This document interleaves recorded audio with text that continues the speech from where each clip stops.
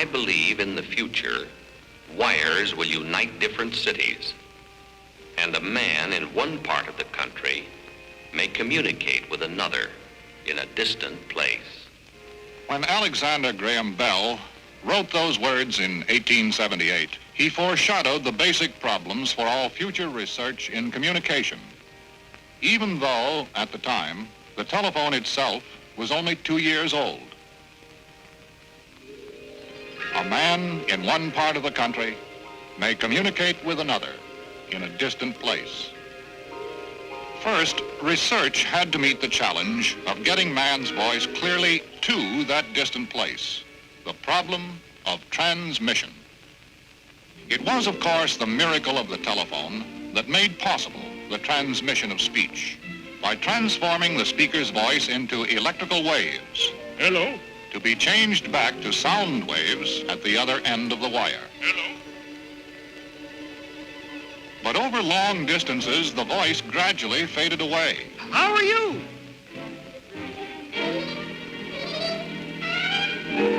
How are you? Despite that fact, by 1912, a man in New York could talk into a telephone. Talk louder. And with the aid of various devices, he could be heard more or less distinctly in Denver. Talk louder.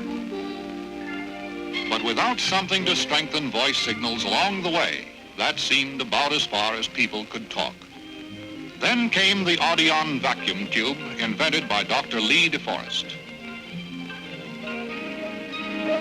With continued research and development, Dr. Harold Arnold of Bell Telephone Laboratories improved the original design to obtain a better vacuum. The new tubes enabled engineers to build amplifiers which were effective voice boosters. At last, it was possible to complete the line from coast to coast. 1915, the first transcontinental telephone line made front-page news.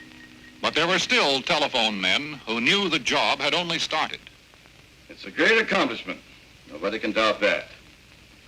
All of you men have talked over this so-called transcontinental line just as I have.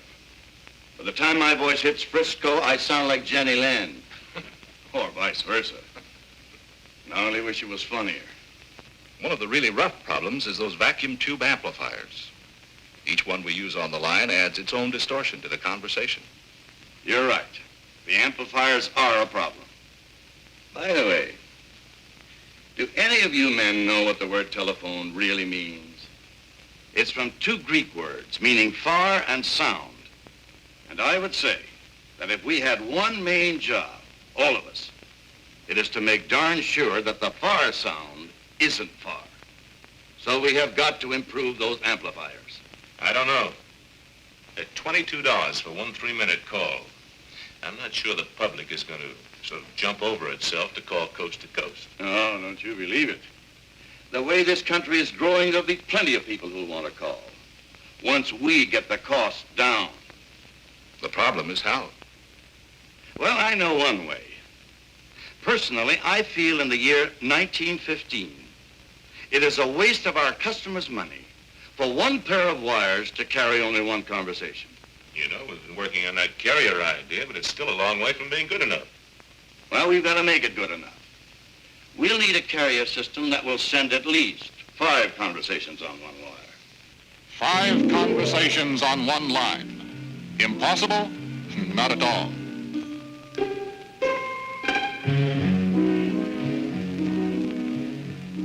Three years later, in 1918, 5 individual conversations could be transmitted on one pair of wires with an improved carrier system.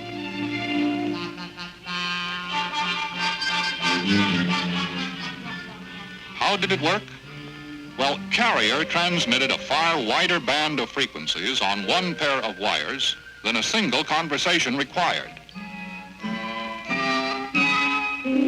The extra conversations hitchhiked along those frequencies without interfering with one another. At the other end, the conversations were filtered apart and sent on to their separate destination.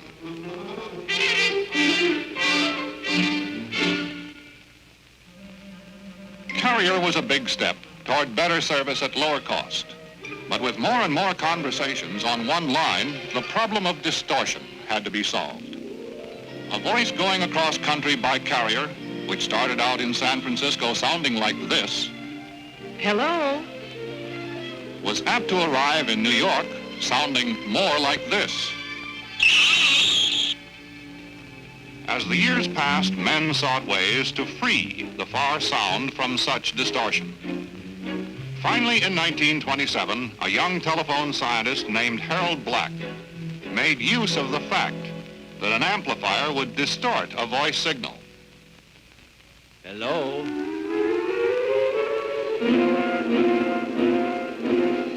Black took a small fraction of that distorted voice signal and put it through a feedback circuit to reverse the distortion. The reversed voice signal was put back into the amplifier. Thus, the very tendency of the amplifier to distort now produced a signal that was almost distortion-free. Hello? The feedback principle worked with so many voices at once that more conversations than ever before could now be carried clearly on a single line. But still, beyond a certain limit, extremely high frequencies would fade out, as though nature herself had said, thus far, no farther. But scientists and engineers have a way of confounding nature in their struggle to bring the far sound near. They conceived the idea of enclosing a single wire inside a copper tube to provide a protective pathway for conversations. This was coaxial cable. Each one of those early tubes carried 200 conversations at one time. The inventors of coaxial have long since retired from active work at the laboratory. But their remarkable achievement in creative thinking was the basis for further research and development that resulted in cables that can carry nearly 2,000 conversations in every pair of copper tubes. What's more, the laying of the first coaxial cable in 1936 meant that television networks could be established throughout the country, as they were after the war, when towers rising across the land made network television even more practical and provided another way to carry telephone conversations to distant places. Radio relay was an outgrowth of earlier research in radio and radar. Radar transmitted high-frequency radio waves. When some of them struck a distant object, they were reflected back to highly sensitive antennas. Like radar, microwave radio relay also transmitted very high-frequency radio waves. But research found a way to narrow the beam and aim it with great precision toward a receiving antenna on the distant horizon. That beam, like an invisible wire through the air, served as carrier to transmit first nearly 500 conversations, then 1,200, and then 1,800 conversations at once, racing from tower to tower at speed of light. However, some frequencies were so high that rain and snow interfered with them. Once again, it seemed as if nature could limit man's progress in bringing the far sound near. But even as far back as the early 1930s, Dr. George Southworth, now retired, had been experimenting with the transmission of high frequencies through hollow pipes called wave guides. Recent tests promise that these experimental wave guides may be able to transmit 200,000 telephone conversations at one time. 200,000 voices through a hollow pipe from what began as one voice on a single wire. Thus, much has been achieved in the art of transmitting man's voice to that distant place. But what when there were many men at that distant place, and only one was meant to hear? This was the second major problem foreseen by Bell so many years ago. The problem of connecting or switching a given call to one specific person out of many. To connect one telephone with one other telephone, only one line was required. Connecting 3 telephones required only 3 lines. But to interconnect 5 would require 10 lines. 7, 21 lines. And for 10, you would need 45. And interconnecting 100 telephones would require over 4,900 lines. So it became evident early in telephone history that central offices were needed for switching calls.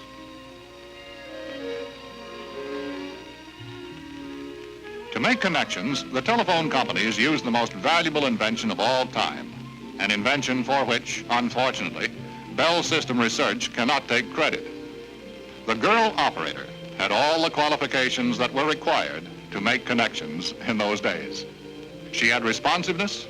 Number, please. Operator, get me Boston Parkway 32.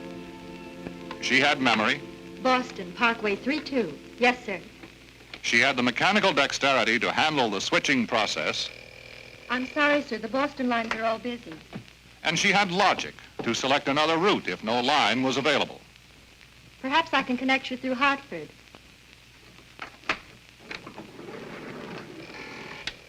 Hartford, get me Boston, Parkway 32.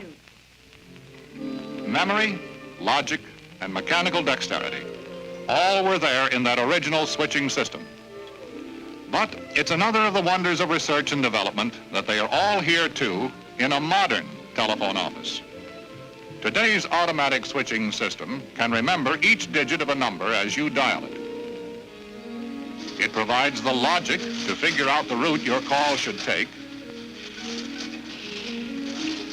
And it has the mechanical dexterity to send your call quickly on its way. But despite all the advances in automatic equipment, thousands of women are still required to ensure the personal attention so important to good telephone service. However, with today's direct distance dialing, a customer in New York can dial his own call to San Francisco. If one route is busy, the equipment automatically tries alternate routes until it completes the call at a speed close to magic. And the cost of the call is just about $2 instead of the $22 it cost back in 1915. This fabulously efficient equipment produced by Western Electric, manufacturing arm of the Bell system, makes possible the automatic transmission and switching of 200 million telephone conversations in a single day to bring the far sound ever nearer, ever clearer.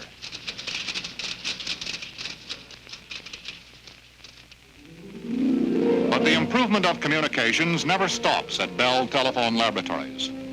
Thousands of technicians, engineers, and scientists work in these buildings in New Jersey that are the center of research and development activities for the Bell system. The leaders at Bell Laboratories have always believed that research scientists should have freedom of ideas, freedom of action. A man is free to seek what truths he will, working alone or with others who also seek new knowledge, which will add to man's understanding of his world. This concept of freedom guides men who have been seeking answers for a lifetime. It guides men whose days of searching have just begun. An advance in communications at Bell Laboratories is only the takeoff point for basic research scientists who seek constantly for new knowledge. For example, these relay switches link the pathway for your calls across town and across the nation. They can open or close a circuit in a thousandth of a second. Fast? Sure, but not fast enough for this electronic age. Engineers knew they could replace those relays with vacuum tubes. A tube could operate as a switch in 2/millionths of a second. However, tubes require more power than relays, and they generate more heat. Therefore, they require more space, and in many cases, a tube has a limited lifespan. Rather than either a relay or a vacuum tube, what they really needed was a device smaller than a relay that would operate as fast as a vacuum tube on far less power, generate little or no heat, and last practically forever. And if, like the vacuum tube, this device could amplify as well as switch, it would be out of this world. But it was too much to expect that basic research would ever find such a device. Or was it?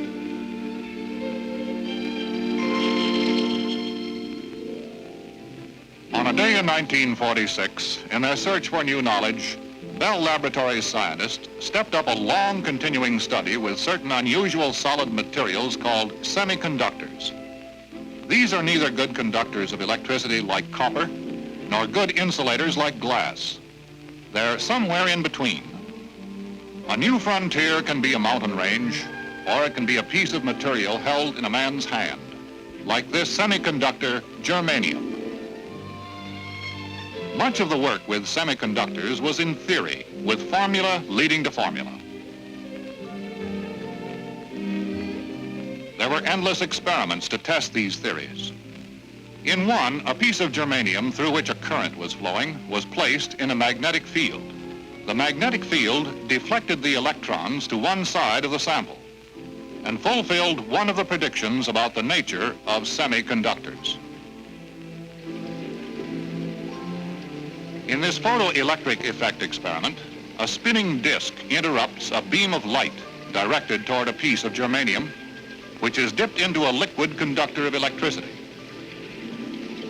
The results, when measured, proved that light causes a change in the charge on the surface of the semiconductor.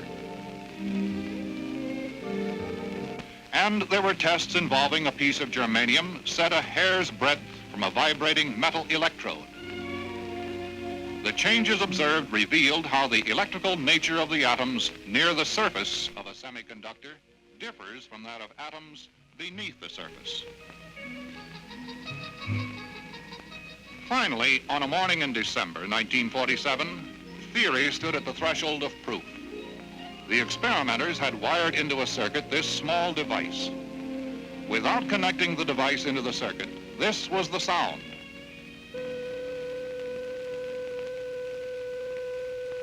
But when it was connected, the sound was much louder than before.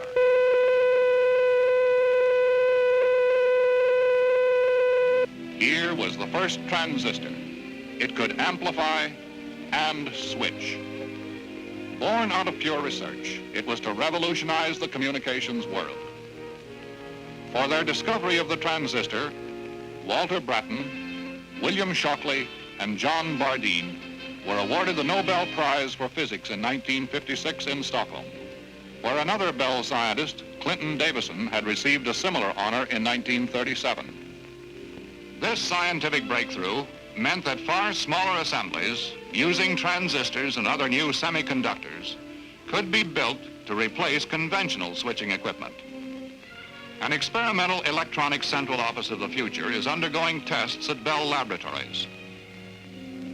Occupying but a single room, this electronic central office will one day make possible many unheard of telephone services for home and business. And it will serve as many telephones faster and better than a building full of equipment does today. Today, when the transistor has been put to use in thousands of applications, from hearing aids to satellite transmitters, few remember it is only one of the many valuable byproducts that were born in communications research. For example, the first practical talking motion pictures were an outgrowth of earlier Bell system work in sound recording.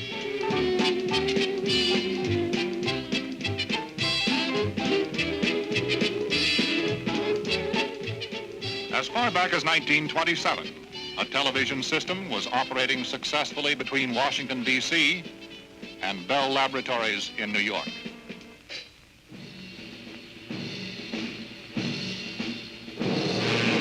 In World War II, German buzz bombs threatened England's very survival.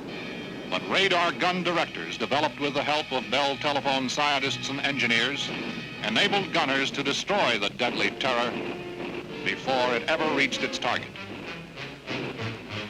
The distant early warning line and other communication systems across the Arctic wastes have grown out of telephone research and development. as have the invaluable guidance systems for intercontinental missiles and guidance systems for interceptor missiles that can seek out and destroy approaching missiles.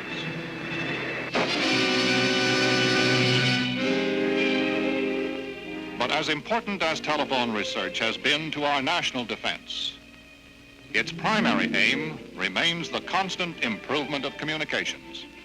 Here, the heart of the Bell solar battery, prominent in plans for satellite communications, goes into an oven for treatment.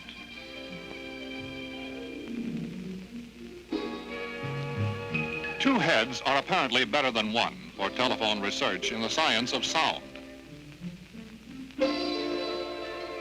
This experiment reveals how people are able to locate the direction of sound.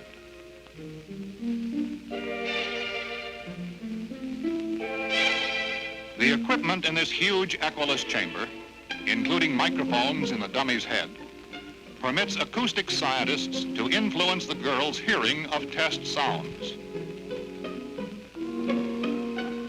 This new knowledge is expected to bring improvements in transmission of both radio and TV stereophonic programs. This tiny memory plate installed in a central office may mean that when you are going out for the evening, you can simply dial in a number where you can be reached and have your calls forwarded automatically.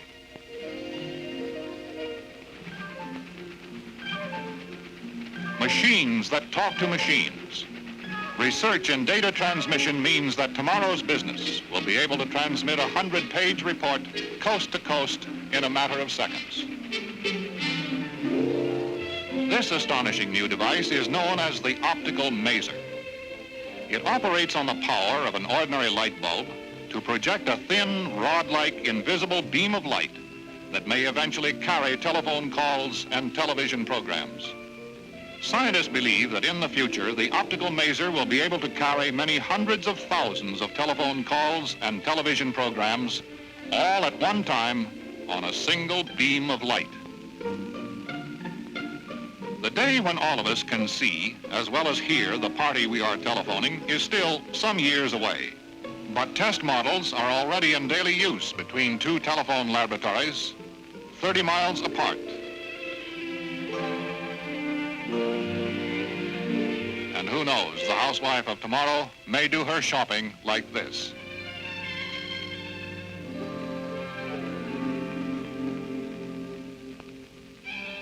This is Satellite Echo, an aluminized reflector balloon 10 stories high. When Satellite Echo was launched by the National Aeronautics and Space Administration in August 1960, it made news that turned the eyes of all the world skyward. A scientist spoke into the telephone in California, and his voice signals were bounced off Satellite Echo in outer space and reflected back to Earth to be heard by a telephone scientist in New Jersey. This fantastically sensitive receiving equipment, developed at Bell Laboratories, amplified the faint signals from outer space 10 million times and made possible that first conversation bounced off a man-made moon. Telephone men next designed more sophisticated satellites, powered by solar batteries and equipped with radio transmitters and receivers. Part of the preparations for orbiting the first satellite built and launched at private industry's expense. As ever more efficient satellites are sent to outer space, the intellectual thrust for new knowledge by research scientists will bring the day ever closer when man has a better understanding of his world and its place in the universe.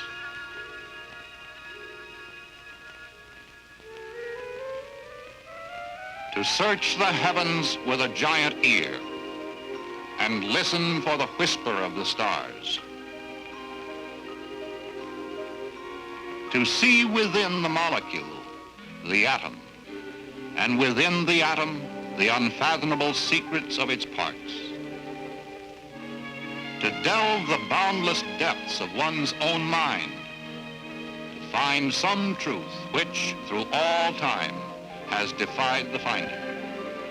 To strive to ignite a single spark which will flame another candle against the dark, that man may better know his world. This is the spirit of research, the spirit which carries the scientists in communications ever forward. A man in one part of the country may communicate with another in a distant place. Only yesterday, that distant place was across a continent. Today, across the sea. Tomorrow, to all peoples of all lands. And the day after, who can say? But one thing is sure. In the days that lie ahead, from however far man may wish to communicate with man, Bell System scientists and engineers will continue to find new ways to bring the far sound near.